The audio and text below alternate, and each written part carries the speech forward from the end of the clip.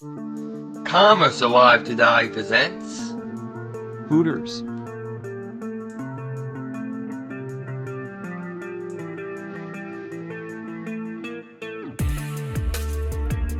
The first Hooters restaurant was opened on April 1, 1983 in Clearwater, Florida, by Lynn Stewart, Gildy Gianantonio, Ed Drosty, Billy Ranieri, Ken Wimmer and Dennis Johnson, who had no experience in the restaurant industry. As Gildy Gianantonio, one of the partners, told Florida Trend magazine 3 years later, after Hooters had become a roaring success, they were a bunch of guys who got tired of going to fern bars. Apocryphally, the six combed Clearwater Beach searching for attractive young women who were interested in becoming the first Hooters Girls. In addition to Gianantonio, a sales representative for a liquor distributor, the other founding partners were Lynn Stewart and Dennis Johnson, also partners in a general contracting business, Kenneth Wimmer, who had worked for Stewart and Johnson before starting his own paint business, Ed Drosty, owner and chief executive of a resort development business, and William Ranieri, a former service station owner who had retired to Florida. Stewart was the majority owner.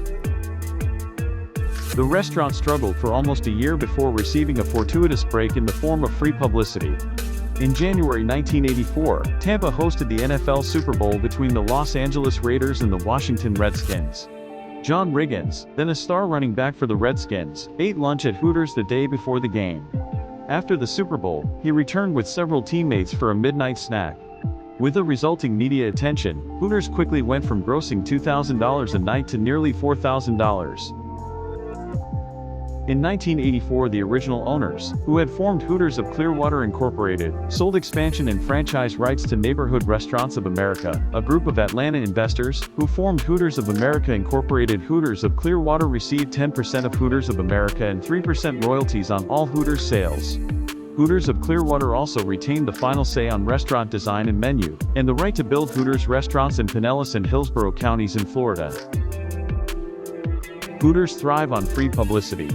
When the Soviet national boxing team was in Tampa to fight the Americans in the summer of 1986, the Soviets ate dinner at Hooters. The next day, the Tampa Tribune ran a full-color picture of a Russian boxer eating chicken wings with a Hooters girl, wearing a tight-fitting Hooters t-shirt, standing next to him. In July 1986, Hooters girl Lynn Austin was Playboy magazine's Playmate of the Month. The men's magazine also included a small article about Hooters, and some of the pictures showed Austin in a Hooters outfit. Drosty told Florida Trend, "We were already doing well at that point, but was important because it gave us our first national exposure." Within 2 years, Hooters had become a $16 million chain with 9 restaurants in Florida and 2 in Atlanta. By 1991, there were some 50 Hooters restaurants, and Hooters of America had revenues of more than $100 million. The chain had reached 100 restaurants and $200 million in revenues by the end of 1993. From 1991 to 1993, Hooters sponsored NASCAR driver Alan Kulwicki as he won the Winston Cup Championship, beating Bill Elliott by 10 points, the closest margin in NASCAR prior to the Chase era. On April 1, 1993, Kulwicki, along with several others including Hooters chairman Bob Brooks' son Mark, were killed in a plane crash near Bristol, Tennessee. They were flying back to the track for Sunday's race after making a sponsor appearance at a Hooters in Knoxville, Tennessee. Hooters remained in the sport, sponsoring drivers like Loy Allen Jr., Rick Mast and Brett Bodie before ending their involvement in 2003.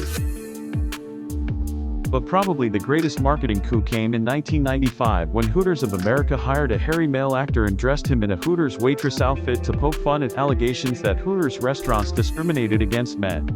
Hooters of America ran full-page advertisements showing Vince in USA Today and the Washington Post.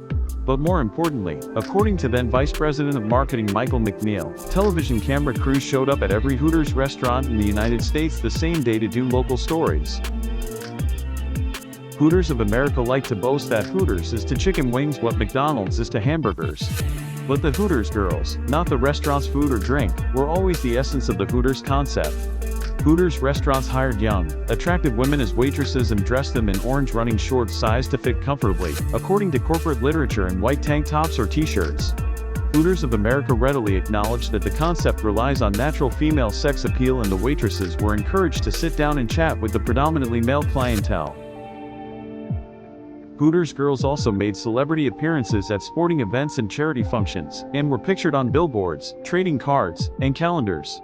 Hooters of America published a glossy Hooters magazine that featured Hooters girls in everything from swimsuits to evening wear.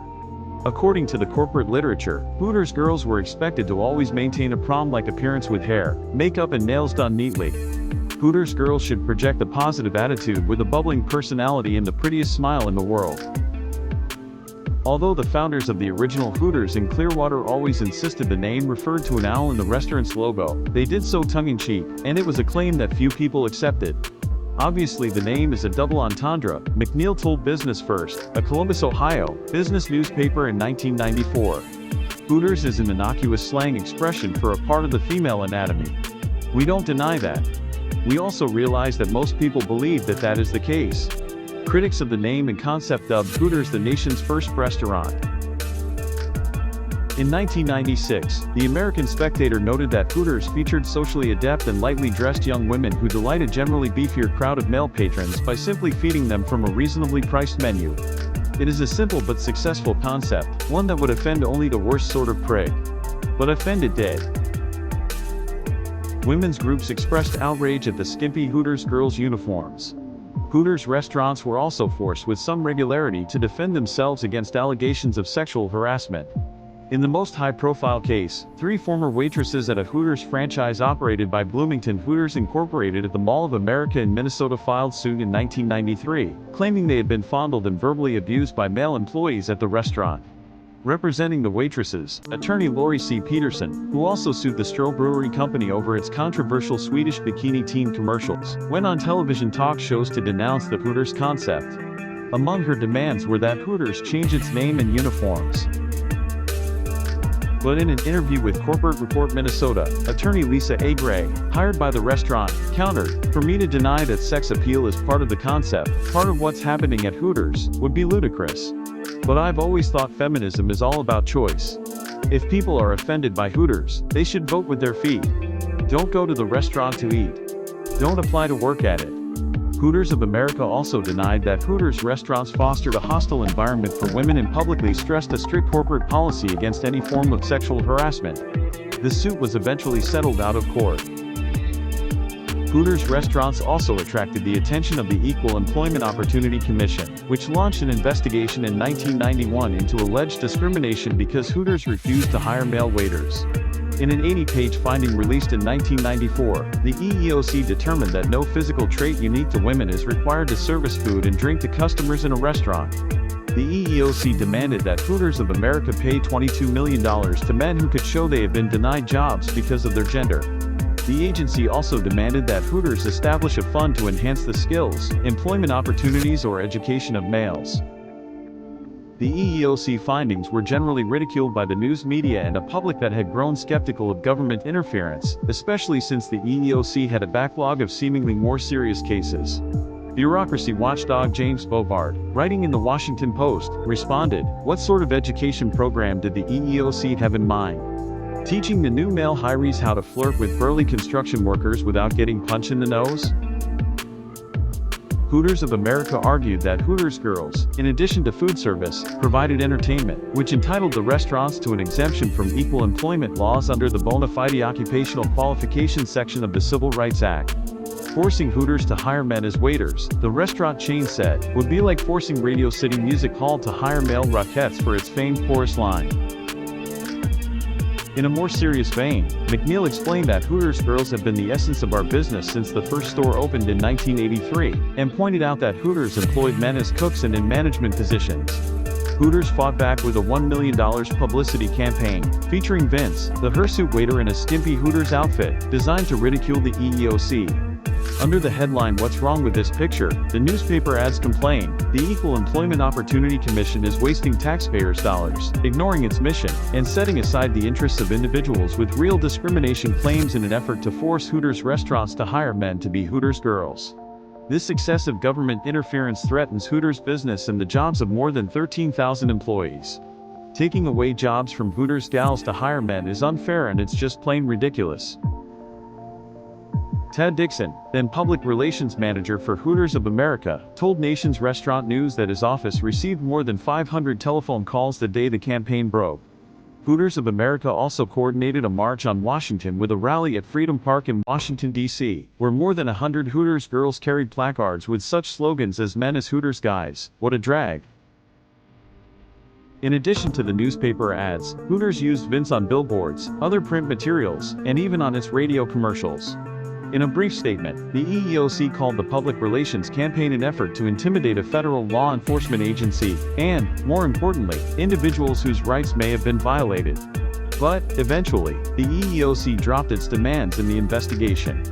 In 1996, Gilbert F. Casellas, then chairman of the EEOC, sent a letter to the U.S. House Subcommittee on Employment in which he concluded it is wiser for the EEOC to devote its scarce litigation resources to other cases. In 1996, the privately owned Hooters of America operated 57 Hooters restaurants and franchised 135. Of the more than $300 million in revenue generated system-wide, Hooters of America said 65% came from the sale of food, 30% from the sale of beer and wine, and 5% from Hooters merchandise, including Hooters Girls trading cards. Restaurant and Institutions ranked Hooters as the 75th largest food service chain in the United States, and 11th among casual, dinner house restaurant concepts. While the company was waging battle with outsiders, an internal struggle ensued in the Hooters system. Hooters of America CEO Robert H. Brooks had bristled against the constraints of the franchise agreements with Hooters Incorporated from the outset. Mickey H. Gramick wrote for the Atlanta Journal/The Atlanta Constitution in 1997. They've repeatedly lawyered the licensing agreement, altering it twice in 1984, 3 times in 1986, and again in 1990 and 1995. Hooters Incorporated filed a lawsuit against Hooters of America in 1997 claiming franchise violations, including requiring franchisees to buy products from a Brooks-owned company. Brooks's first experience with the food industry came on his family farm in South Carolina, followed by a dairy science degree in 1960, then a 7-year stint with a food company. He founded Eastern Foods Incorporated in the late 1960s, introducing the Naturally Fresh line in 1980. In 1984, while recovering from a stroke, he put up money for an associate's purchase of a Hooters franchise. Brooks took possession of the endeavor when his partner was unable to pay him back. By 1997, the Hooters of America owned or franchised restaurants outnumbered Hooters Incorporated 192-12. Brooks's Hooters restaurants were bringing in an average of $2 million in annual sales. Part of his profits went to buying out Hooters shareholders, purchasing a country club, and donating to charity. Among his donations was an art center at Clemson University, honoring Mark Brooks. His son had been killed in a 1993 plane crash along with Hooters of America-sponsored NASCAR driver Alan Kulwicki. The company had entered into sports sponsorships to build loyalty among members of its target market. Hooters Girls would remain all-female with the settlement of a class-action lawsuit in 1997. The $3 million-plus out-of-court agreement compensated men denied employment as waiters because of gender. Hooters would continue to hire only women as Hooters waitresses but would consider men on an equal basis for other more visible positions, such as manager or bar assistant, according to Time. The company's ability to garner controversy was not limited to the States. In Mexico, where Hooters had begun opening restaurants, they faced the challenge of translating its name and sexy image in another culture. On a broader scale, American companies were seen by some as corrupting Mexican values, according to the Chicago Times, especially since 1994 when the North American Free Trade Agreement went into effect. North of the border, Miss Canada International lost her crown when she became a Hooters girl. 2 years later, an Edmonton lawyer moved to keep Hooters Incorporated from gaining a Canadian trademark. The Hooters management maintained its sense of humor and even facilitated the negative product placement in the 1999 box office hit The Spy Who Shagged Me. Some might say that Big Daddy's depiction of Hooters was disparaging in some way, Ed Drosty, one of the founders, told Fortune. But we're very much tongue-in-cheek, we make fun of ourselves. In 2000, a federal jury ordered Hooters to pay $275,000 to former waitress Sarah Steinhoff, who claimed in her lawsuit that she was the target of unwanted sexual advances, demeaning behavior and recrimination from managers while she worked at the Hooters in Newport, Kentucky, between October 1996 and October 1997. Hooters of America purchased the Hooters trademark from Hooters Incorporated in 2001. Brooks said of the $60 million deal in a PR Newswire release, as the Hooters system expands throughout the United States and internationally, we at Hooters of America felt that it was important that we own the trademark and have complete control of the Hooters concept and thus our own destiny.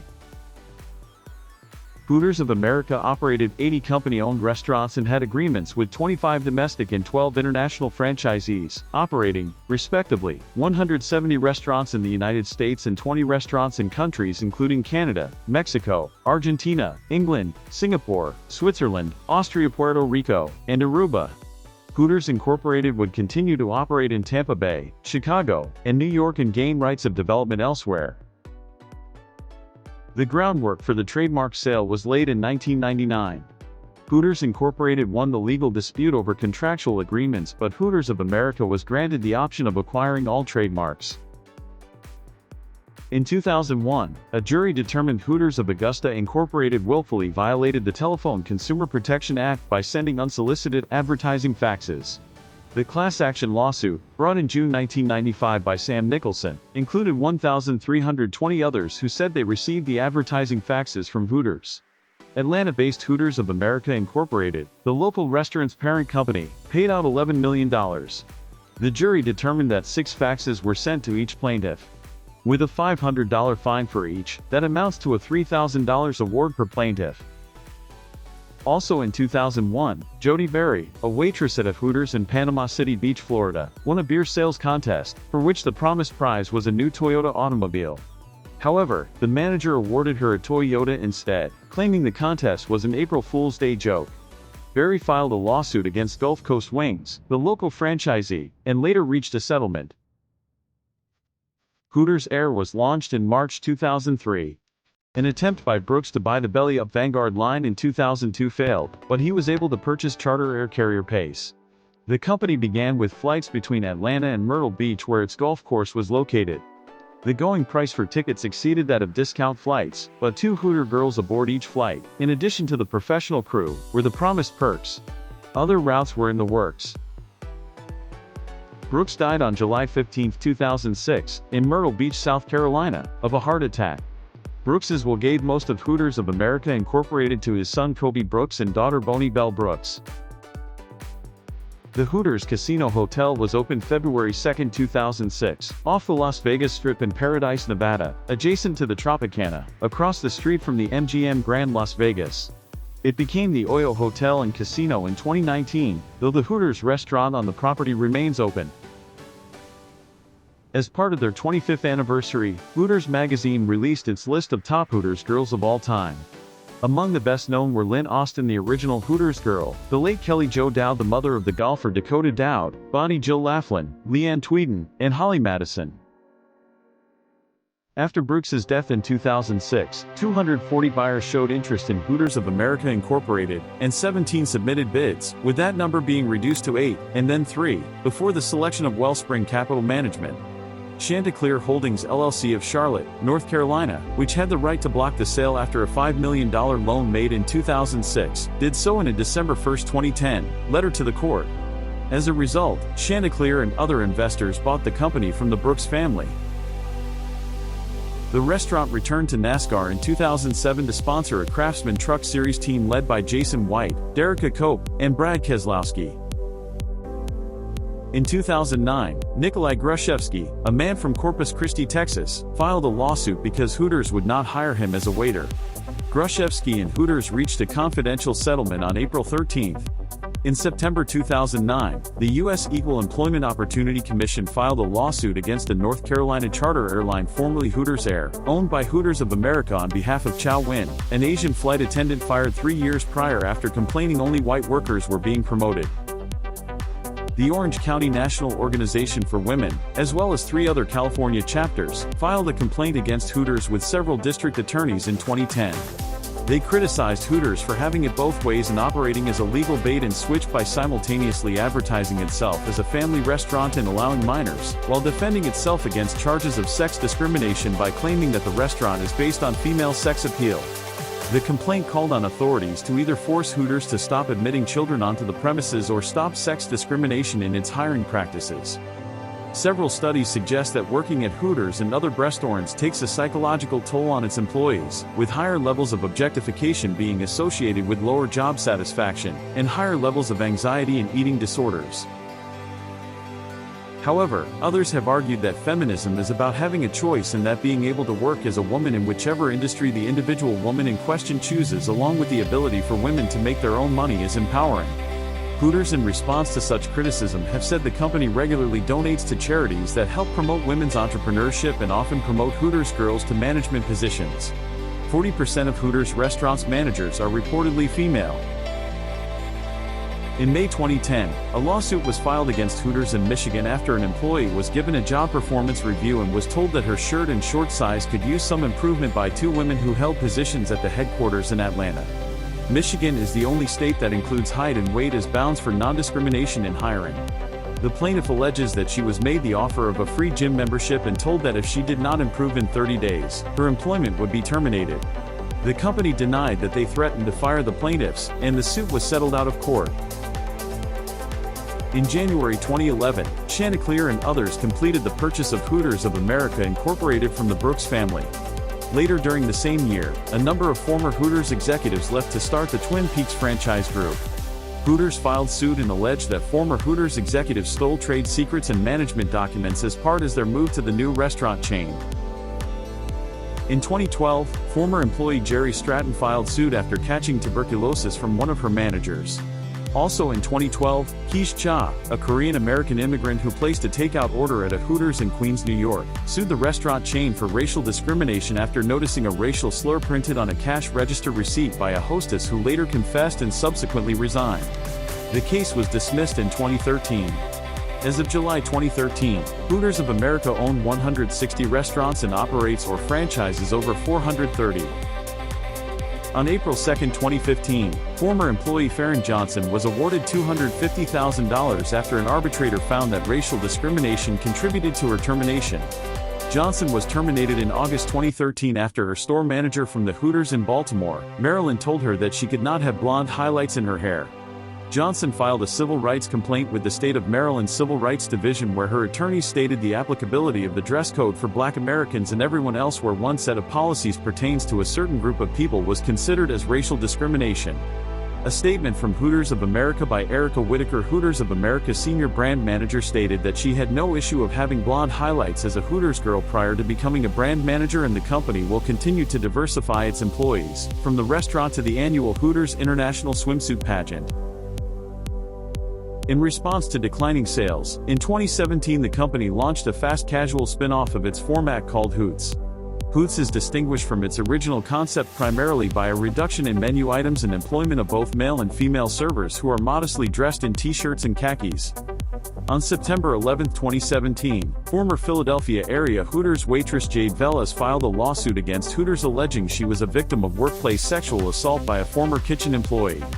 The lawsuit named the employee, 3 former managers at the Northeast Philadelphia Hooters restaurant where she worked, and Hooters of America, LLC et al. As defendants. As of July 2020, the outcome of the case was still pending. On July 1, 2019, Hooters was sold to Norbay Capital and TriArtisan Capital Advisors.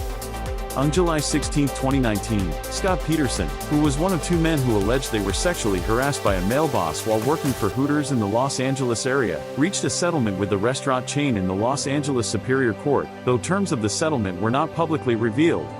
The other plaintiff, Paul P.J. Canyina, obtained a settlement in May 2017. In June 2024, Hooters abruptly closed approximately 40 locations that were deemed underperforming, blaming rising costs and a decline in sales as part of the decision. On August 22, 2024, Hendrick Motorsports of NASCAR announced that they would sue Hooters for $1.705 million plus unpaid sponsorship fees. On March 21, 2025, it was reported that Hooters agreed to pay $900,000 to Hendrick Motorsports. On February 21, 2025, it was reported that Hooters was preparing to file for Chapter 11 bankruptcy protection within the coming months after prior closures in 2024 and revenue losses at its locations. On March 31, 2025, Hooters filed for Chapter 11 bankruptcy protection in an effort to move forward with a sale to franchisees that consists of all of its company-owned restaurants. The company has no plans to close restaurants and will remain operational during the procedure. On June 6, 2025, Hooters has abruptly closed a number of locations across multiple states as its bankruptcy process continues. The number of Hooters restaurants that closed on June 6 was 30 more locations. The restaurant closures come just over 2 months after Hooters of America, LLC filed for Chapter 11 bankruptcy protection in March. At the time, the company did not announce any closures but said it was reviewing its operational footprint. As of June 2025, Hooters operated 305 locations, 151 previously owned by the company and 154 by franchisees in the United States and 23 other countries. Hooters could be on its last leg of a company that it or might be slowly fading away. Only time will tell. If you like what you see here on the outside, you're gonna love what you'll see on the inside.